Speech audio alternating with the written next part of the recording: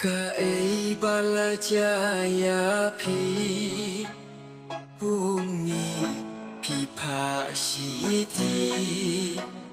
jing kemen nadang ak ngapi da jing flow free pi pasiti jing shisha ma dia balik kum ye pilom ye lost gusia lost modin day kai balaja lost modin shisha na poatir kai jin shisha na lamwat kai jin